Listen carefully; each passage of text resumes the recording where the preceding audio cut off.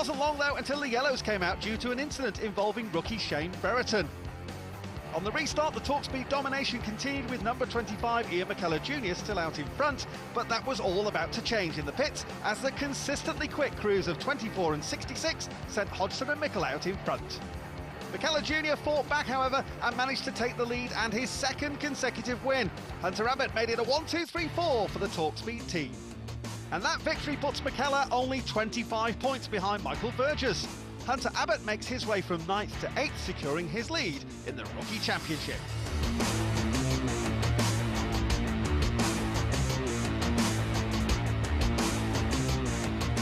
John Mickle, 6 podiums in 6 races. That was your record before. Can you make it 7? I hope so. We had a couple of issues yesterday in practice, but I think we sorted them out. The DSI next block forward is quick. 4th on the grid. Yeah, we're just going to be hanging about there and just hopefully we can pick up another one.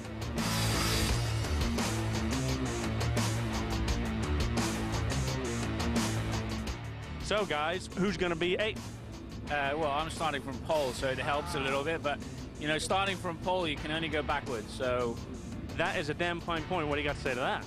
You know, the man who's got the quickest car over 60 laps is going to win the race. You know, you could be quick for 25 laps, so you need to be quick for 60 laps, and hopefully that's what we're all working to do. But do these career milestones mean something to you?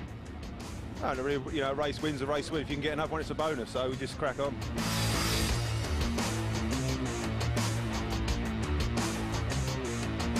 Skid, normally you sign autographs for other people, but you've got lots of normal people's autographs on your car. Tell me about it. Well, this is the myownraceteam.com project. That's individual members of the public, fans basically, coming forward and offering to help us out running the team.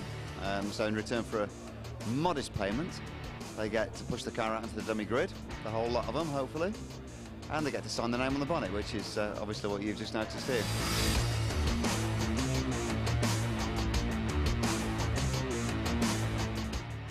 Colin, man, it's the big 5-0 coming up.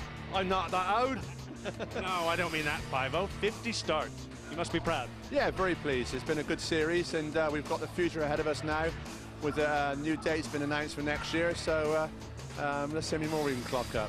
But shame it wasn't wins, though, wouldn't it? We're with Mark Klausner, who's going to tell us a little bit about some changes for 2006, and that might include, Mark, I believe, a chance of going to some road courses, which is exciting.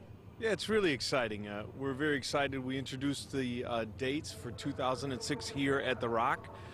6 events, so we're very excited about that, the cars and pickups. And there is a possibility that we're going to be expanding our horizons a little bit and doing some road courses. Because that puts a whole new perspective on things, from car setup to drivers and everything. Car setup is a big issue because the cars are designed currently to turn basically left. There's some things that we need to do to the cars, and SCSA as a company will do some testing over the next couple months trying to figure out what we need to do to make the cars look good, sound good, and be fun to drive on the tracks. But it's going to be exciting. Where else can you get jaw-droppingly close racing like that? Pickup trucks. Let's find out what happened in round number 7. Frank Francis and Martin Heath led the pack away for round 7. Pete Wilkinson it was who made his way to the front by lap 4, but it was only short-lived as Paul Poulter took the lead from 10th on the grid. A big spin in turn 4 involving Mumford, France and Briggs brought out the yellow flags on lap 18, but at the restart, Wilkinson began to put the pressure on Poulter. But when he dropped back, it was teammates Steve Dance and Kelly Jane Wells who fought with him for the top spot. Wilkinson managed to pull back his second position and desperately pushed his truck to the limits. But it wasn't enough as Poulter took the win by thousandths of a second to take his 5th win in 7 rounds. Ladies and gentlemen, I have with me Saul Mahoney from Disney, who is going to utter those immortal words. Gentlemen, start your engine! Alrighty indeed, Rob. Ace job there from the gentlemen. Start your engines. There is the current championship leader in the DSI Next Dots car, John Mickle, rolling away. Problems for Colin White, but let's check out the track. It's the usual D-shaped oval here at Rockingham, just outside Corby, and it's a 1.5 mile challenge. There we are. Old Herbie leads the pack round. How about that? Good stuff. There he is, the 53 emblazoned on the side of the VW Bug. And of course, as ever, we'll bring you on board action. That's the Irwin Tools car of Gavin Seeger. And we'll also have a view back from the man who starts on pole position, Michael Vergers. That's the view back to the TalkSpeed teammates. Problems though in the pit road. Phil Weaver has not been able to get away in the catch pole car, but while they sort that out, let's take you through the grid. As we've already said, Vergers and Hodgson on the front row, with McKellar Jr. and Mickle on row 2. John Stewart and Colin White make up row 3, with Ollie Playle behind them and Hunter Abbott on row 4. Gavin Seeger and Tony King will line up on row 5. Then comes Mike Luck and Shane Brereton. Sean Richardson and Skid Carrera and Adam Jackson round out the field. Here we are then. There is Michael Vergers. Great pole position run for him. Stevie Hodgson in the Xerox car on the outside. Got back up from Mickle and McKellar Jr. As ever, it's a 60-lap race here, 90 miles of the Rockingham circuit. We get ready for the double greens, and we are away for the 7th round. A wheel spin there from Stevie Hodgson. Ollie Playle goes to the inside in the Chicago Pneumatic M&B car, the 88. Oh, and side by side, Hodgson and Vergers, the Westtech machine, the TalkSpeed machine, respectively. Hammering through turn 2, keep the momentum up to the wall. Ooh, and Ian McKellar Jr. has secured 3rd place ahead of his teammate John Mickle. Mickle, of course, big picture racing here. Oh, we're going to get 3 wide in turn 4. That's not for the faint-hearted. Absolutely stunning stuff here. We complete lap 1, double wide as they cross the stripe. Stevie Hodgson on the high, handsome line. Michael Vergers in the NEC Aspire car holding that lower line. These two, such respect for each other. Look at that, 175 miles an hour at the fastest point here at Rockingham. Ollie Playle's made a great start, incidentally. Securely lodged himself in that 5th spot ahead of Hunter Abbott. Bit of a gap then back to the turquoise car of Colin White, but Stevie Hodgson is going to go around the outside of Michael Vergers. How about that? Stevie Hodgson took the high line. That just shows you it is a double wide. One high, one high, one high, one high, one high, one high, all clear, all clear. Double groove racetrack, I was going to say. Here's the replay from Gavin Seeger's Irwin Tools car. That's Ollie Playle ahead of us, gets to the inside, ooh, just on the start-finish line, and goes to the inside of John Stewart and takes that place away. Brilliant stuff. Well, here we are, the battle for 3rd, 4th and 5th place.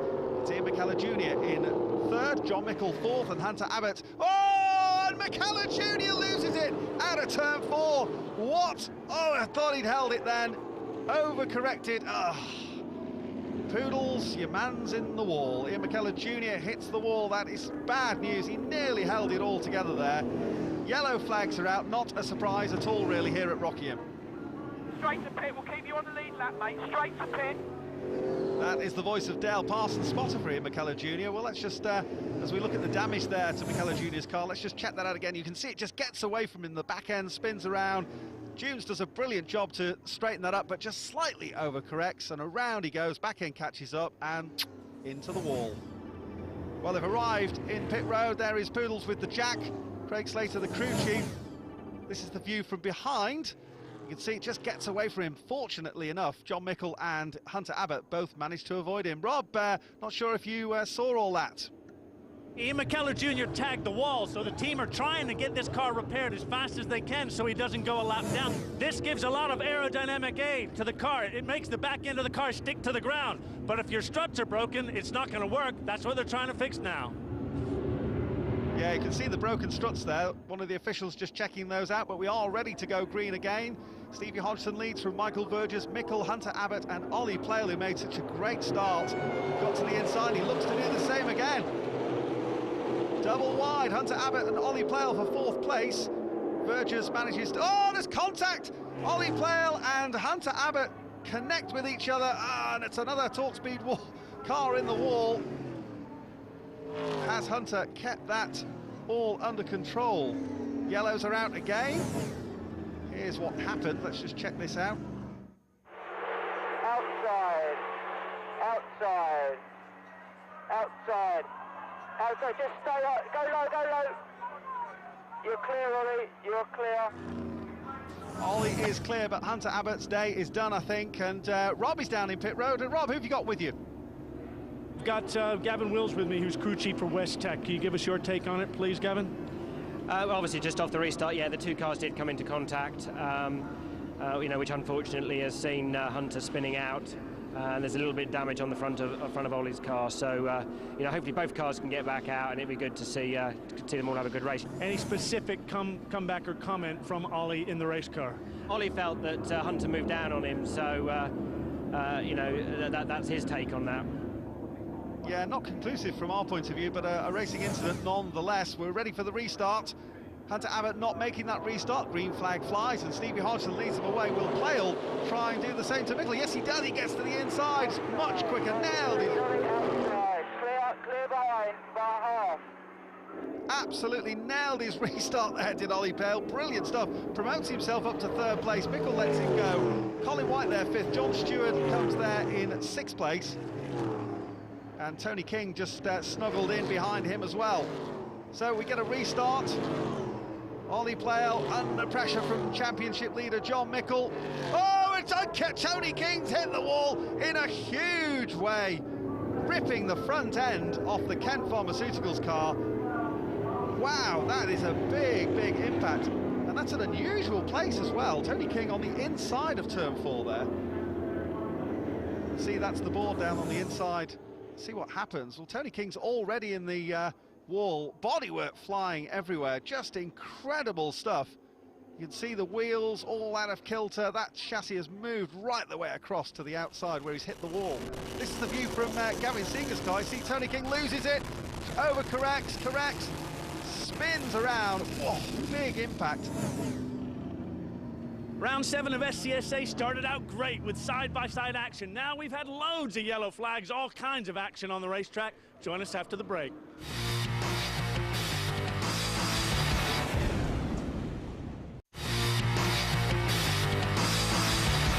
Well, all those yellow flags have been cleared up. We're ready to go. Green flag racing. Yes, we are, Rob. The green flag drops. Again, another blistering start from Ollie Plale. Gets to the inside of teammate Michael Burgess. The West Tech boys do battle. 28 on the outside, 88 on the inner. And what about that? Burgess carried the momentum round and holds on to that second place. So it's now Hodgson, Burgess, Plale. A whole gaggle of them want sixth place. John Mickle's tucked in there behind Ollie Plale. That's the view back from Michael Burgess. You can see they've already opened up something of a gap. Just the speed of these cars is terrifying. There's Sean Richardson. Oh, Gavin Seeger's out. In the car here, waiting for, I don't know what, but something's broken his back. Can't move the car. So Gavin's saying he can't move the car, so clearly some mechanical problem has beset him. Inside, car inside, car inside, car inside. Clear. Sean Doggerel there, the spotter for Colin White. My word, that was tight down in turn 1. Sean Richardson. Oh, Gavin Seeger's got his car moving again, so the 97 rolls, albeit very, very slowly. I think that's the end of Gavin's 7th round of the championship. John Mickle hunting around the rear end of Ollie Plale's 88 machine. This is the battle for 4th place. And there goes Gavin Seeger into pit road. Still there, inside. Keep on it, Ollie. Let him go. Clear. Well done, mate. You've got clear behind. Good spotting there from Dean, who's Ollie's spotter. Oh, no, we've got, just as I say that, into the wall goes Shane Brereton. Yellow flags are out again. The red and yellow flag there is for debris. Well, as we go yellow again, we can see the 97 Irwin car of Gavin Seeger being brought off of pit road. And of course, the reason they're going to do that is because more than 3 guys can go to work on the machine. And they've obviously decided they need more than 3 guys to try and get this car ready to go back out for racing competition. Yeah, as the cars continue to fly around the track, I think those speeds need to be taken down a bit. The yellow's flying. This is the incident. There goes Shane Brereton up into the wall. A trail of black rubber being left against that beautiful white wall here at Rockingham. He comes to rest by the 200-metre marker. Well, that's disappointment for Shane Brereton, equally so for Gavin Seeger, although the team have gone to work on that. They look very splendid too in their Irwin Tools livery, and they've got to get him back out, so that's good news for Gavin Seeger. Of course, very important for the teams to finish the race. It absolutely crucifies them if they don't finish the race. They get no points whatsoever, and that really does pretty much bring an end to the championship. So we're getting set to go green again. Stevie Hodgson, Michael Burgess, John Mickle and Ollie Plale. Mickle just having got ahead of Ollie Plale just before we had that yellow period. And we get racing again, and a fantastic start yet again from Ollie Playle. Playle up to third spot then ahead of Mickle. Colin White there in the CWS car in fifth place. Sean Richardson, beg his pardon, just behind him. Then John Stewart. Hunter Abbott, Mike Luck tucked in behind those two. For the moment, you have to say that the class of the field, very much the Xerox machine of Stevie Hodgson and the NEC Aspire car of Michael Burgess. There they are, first and second, come round to complete another lap. And a lap without incidents. Getting to be open when you come by next time. Pit lane is open, Ian. So that's the voice again of Dale Parsons telling Ian McKellar Jr. the pit lane is open. It's very tight again at turn one. Sean Richardson got it through though this time. Now he needs that because Colin White's team are fearsomely quick with the pit stops, and we are about to see pit stops now. That pit stop window having been shifted due to all of the yellow flag incidents. And so here comes Ollie Playle and John Mickle. It's the young pretender and the championship leader. These two had some scraps on the track. Ooh, steady Ollie, don't take your teammate out. Gets a quick entrance into the pit lane, where they're all brought down to the mandatory speed limit. Draconian, and quite rightly, draconian penalties for exceeding the pit lane speed. So they're all adhering to that. Stevie Hodgson comes into his pit box. Away go the team. Down onto their knees. They'll take the 5 studs that hold those outside wheels on, 5 studs on each wheel. Here come the NEC Aspire team of Mike Vergers. Everyone going to work to try and get him a quick stop there. And away goes the Xerox car of Hodgson. Will he beat out Michael Vergers? Vergers is going to get out in front. I think he'll just make it. He does. Oh, great stuff by Mike Crane, Mark Burton and Bernard Mulverhill, and Rob's down in the West Tech crew, I think. Rob. Pit stops are so important, and under the pressure of racing competition, it's not an easy thing to do fast. But the West Tech boys who look after Mike Burgess did a great job. Mark, you must be proud. Yeah, we are. We work hard and we plan to get better. Those torque speed guys keep doing it pretty good too. They're pretty good, yeah. Can Mike bring it home for you? Hopefully. Well, we're about to find out, Rob. Here comes Stevie Hodgson now. He's going to make it too wide, and Mickle's in there as well. Oh, this could get tricky. It really could. It could also get 3 wide if we're not careful here. Incredible stuff. Outside. Inside. Inside. Inside. Clear. Clear all round. Yeah, clear all round, says Jason to Stevie. That's Stevie's spotter. How calm was he, though? And that's just what the spotter needs to be. Stevie demoted by his teammate down to third spot, and Mickle isn't stopping there. What was this I was talking about big picture racing? Mickle wants the top step on the podium. He's absolutely flying, bit between his teeth. Burgess moves down to protect the line. That's perfectly legal. He's enabled. He is the leader. He has the right to take the line that he wants, so long as John Mickle isn't there, and on this occasion he wasn't. But here comes Stevie Hodgson. Wow, unbelievable stuff in this final stage of this 7th round of the championship. Mickle again with the momentum. Double wide into turn 2, and they emerge still side by side. It's a tighter line down low for Mickle, but Burgess can carry the momentum and should carry more speed onto the straight. No! Mickle is through, he holds the line, and Stevie Hodgson goes down low too. While this is all going on, Rob's with an old mate of his down in pit road, Tony King. Hey man, we keep talking to you for all the wrong reasons, but tell us what happened, huh? Car was fantastic. You saw it work my way up from 10th to 7th. I had speed on the 2 cars in front of me, John Stewart and Colin White, and in fact I was lining up to take John Stewart into 4. Had a perfect line through 3, which is a flat out corner.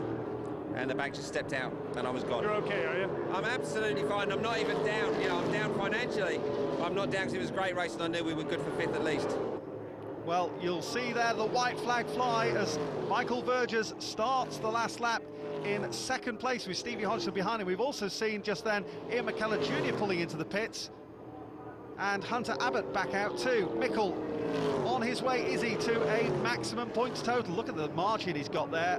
Vergers and Hodgson battling royally here for 2nd and 3rd. Who will take the position? Hodgson presumably trying to line a move up for 4th. Turn 4 he does, but Vergers is wise to that, and surely that will secure the 2nd step on the podium for Mike Vergers. But John Mickle comes to the line, and the double checkers wave. It's another victory for John Mickle. Woohoo! Look at that for second place. Incredible stuff. And Robbie's down there with Victoria's crew chief, Alan Mickle. Alan Mickle, crew chief for John Mickle. What do you got to say? Oh, it's just all too much today. We had a bad qualifying session yesterday, and we didn't really have too much of a game plan after that for today, but we took a gamble and it's paid off, and just great for John and next Oxford. So John Mickle takes another victory to add to his 2005 tally. Michael Vergers and Stevie Hodgson are separated by no more than a coat of paint. It's a fine fourth for Ollie Playle. John Stewart comes through to a great fifth place, and Sean Richardson finishes in the top 6. Well, what a battle between Stevie Hodgson and Michael Vergers. They started the race side by side, and even by the end of 60 laps, it was still a photo finish. Stevie, man, heck of a race, buddy. Yeah, we're a real good dice with the 28 car, and I think we just picked up a bit of aerial push in the corner, and I ran too wide with Michael earlier on in the race, but it just wouldn't do it at the end of the race. Otherwise, I think we could have won that. If we'd have got out front after the pit stops, then I think we'd have won that one. But, I mean, fantastic racing, 2 good, clean drivers, and what a blast, man. The second part of the race, my car just had a lot of push, and I just couldn't keep up with the guys. And I had to let Mickle go past it. But, you know, Stevie, I managed to keep behind him. But I thanked him after the race because, you know, we're good buddies and we've done some close racing, and, you know, he loves it as much as I do. Well, we've got a new award here in the SCSA Championship, the Irwin Vice Grip Tight Squeeze of the Day. And for round number 7 of the championship, this award is being presented by Ian Watson from Irwin to none other than John Mickle, who put a fantastic move on Mike Vergers. Well done, John. Great move. Thank you very much. Well done. Cheers, thank you very much. John, that was a heck of a race, buddy. Yeah, it was awesome. The car was a bit off in the first half of the race, but a bit of a tyre issue. And we was glad to get to the pit stop window. The yellow flags helped us a bit, and then we just bolted 2 new ones on and we went. And it's nice to see the DSI next stock Ford come back in one piece on top of the podium. Another win and another podium for John Mickle keeps him on top of the championship, extending his lead over teammate Stevie Hodgson to 50 points. A poor result from Ian McKellar Jr. means that Michael Vergers is now 65 points ahead of him.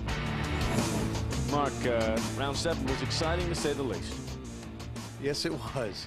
I think you've had accidents like that on the M25 where it's just constantly happening. Great couple of opening laps by Vergers and Hodgson. I tell you, those guys really did an excellent job, and that's truly what the sport is about. I'd like to see it for the whole race sometime, but excellent, very good. Well, it's congratulations to John Mickle, who takes 7 consecutive podiums, beating his own record. Round number 8, who's going to win it? Who knows? Just make sure you're there.